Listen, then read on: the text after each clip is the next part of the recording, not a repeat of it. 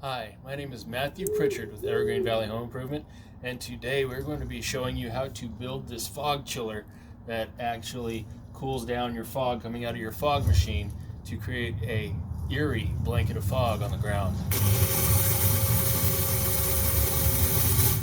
We're going to go ahead and get started with this fog chiller build.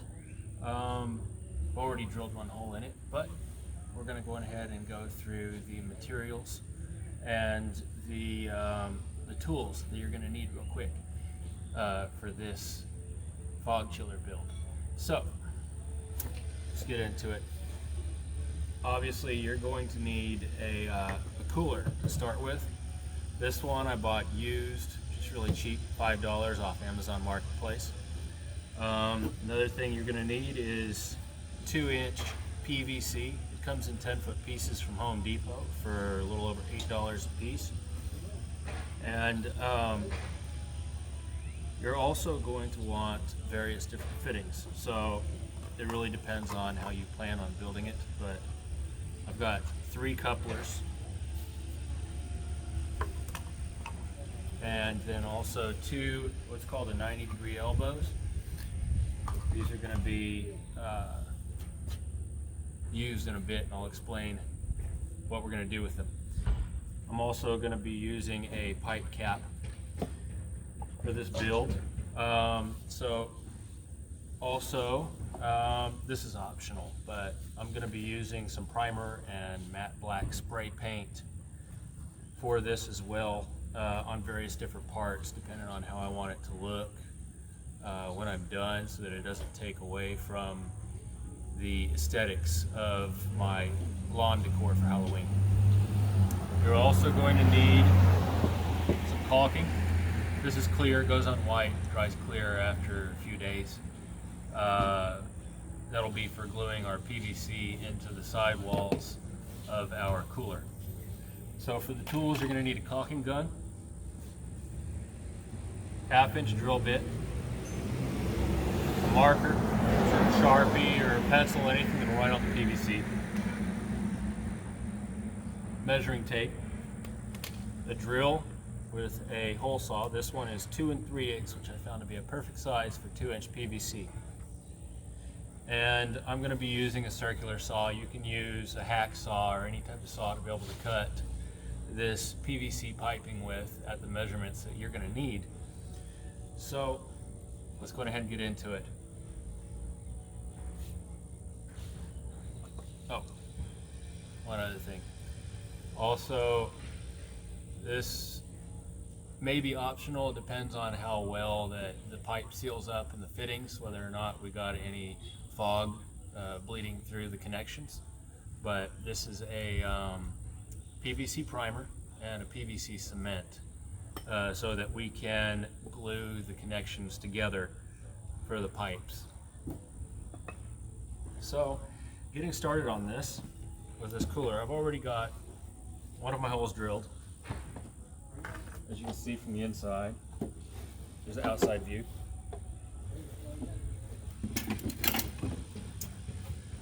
So what we've got on here, we've also got this this drain piece right here. Now, I was considering cutting it out and just putting the PVC through here, but I realized that I'm still going to need some sort of a drain because, as you know, ice melts, makes water. So I'm going to try putting maybe like the outlet hole somewhere located off to one of the sides of the drain hole.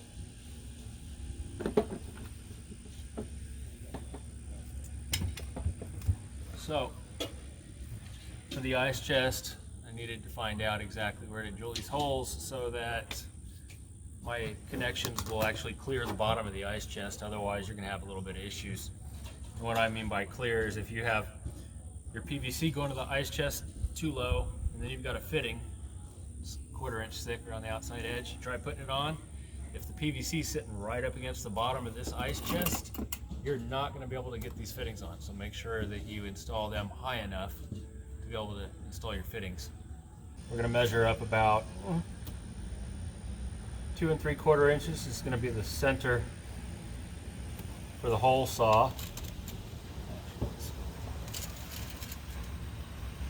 So since it's 2 3/8 inches, the center is going to be 1 3/16. So we can bring this over a little further, okay? So make sure, like I said, you're going to want to come through this to where the walls or the bottom is not going to interfere. So 2 3/8. So let's go ahead and make our center right here, okay? So to go ahead and get this drilled, go ahead and set it on end. Make it a little easier on yourself. Got a nice hole right here.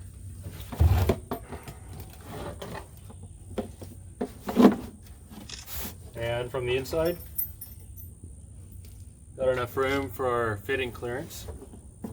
So we're going to want to also go ahead and cut a couple of small sections of this PVC to be able to go through the sides and make our connections on either side with the fittings.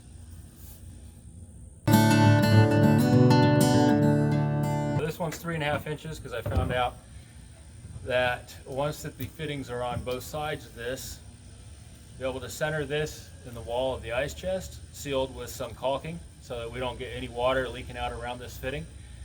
And then we'll have the perfect amount of space to be able to slip those fittings over to have a nice tight fit. The fittings will fit right up against the outside and the inside of the ice chest well. Another thing you might want to do actually is to take some sandpaper and sand down the edges of these pipes so that they slip into the fittings easier. Just get all these little burrs off, get your edges sanded down.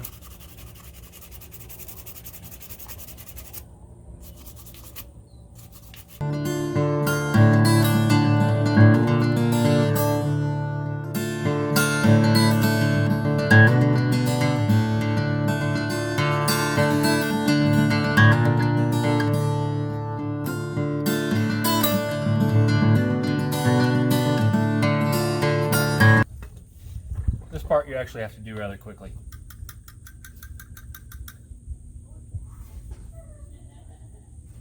Just go ahead and follow the instructions on the can for this.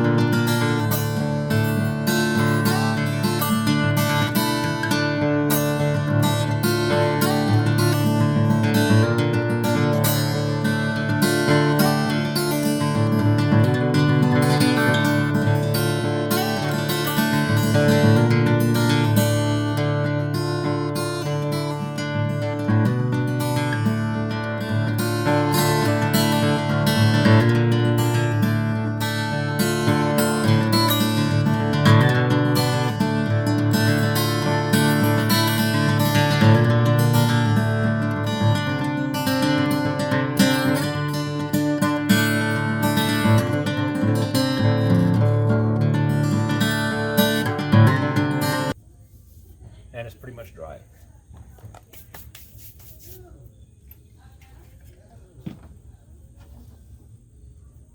So let's go ahead and get our caulking on here.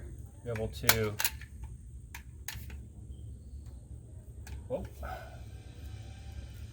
get this pipe put in place.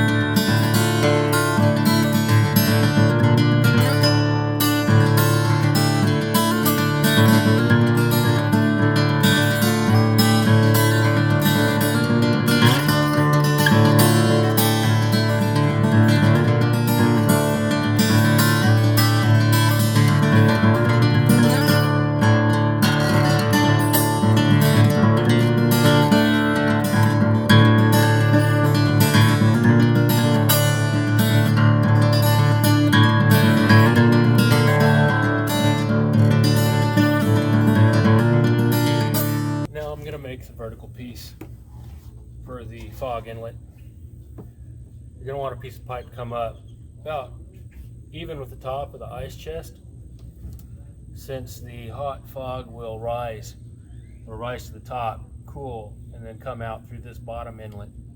You're going to want to make sure that your inlet pipe, though, when you cut it, if it is level at the top, that you've got some clearance at the top of the pipe for the fog to be able to go in the box.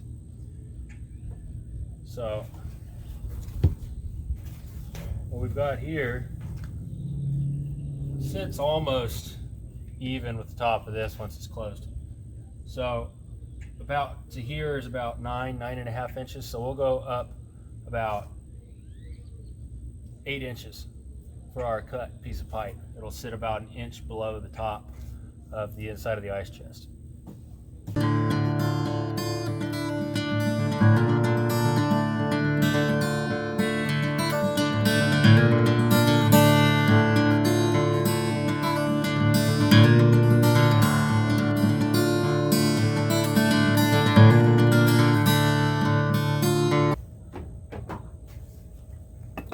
Again with the pipe cement. This part gets a little messy, so maybe actually if you put some cardboard underneath you when you're working.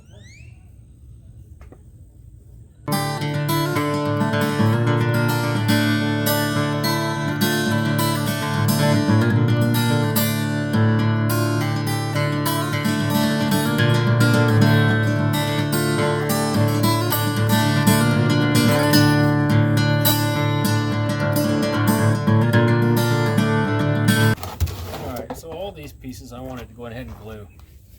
I'm going to go ahead and attempt the rest without glue, and hopefully we don't get any fog leaking out of the joints. That way, after the season's over, we can go ahead and disassemble it. Plus, there's actually enough room inside this cooler to be able to put our fogger in the off season for storage.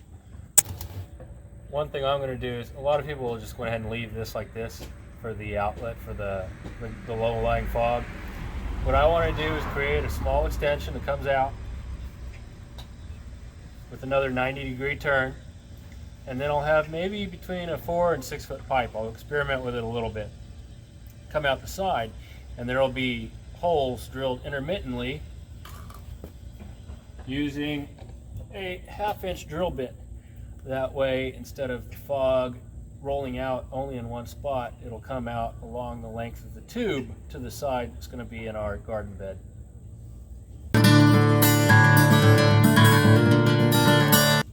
And since we're not going to glue these in place, you can go ahead and experiment with these tube lengths as you feel like it's needed for however you plan on building your fog chiller. Myself, I'm going to start out with maybe about 8 inches. We'll see how that goes.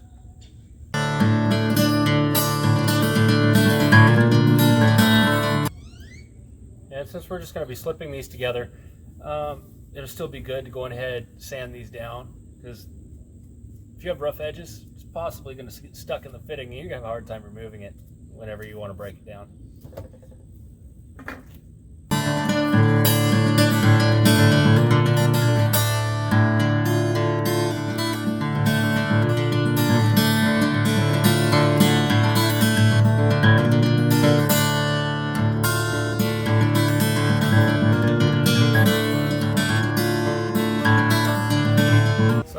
We've got a 6 foot piece.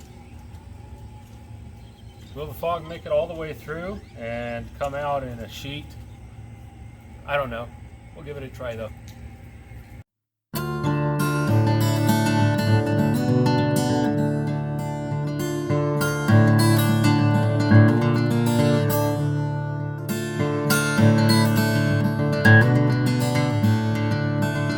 I don't know. So we're going ahead and try to space these holes maybe 12 inches apart to start, you know, along the length of the pipe, and we'll see how the fog looks.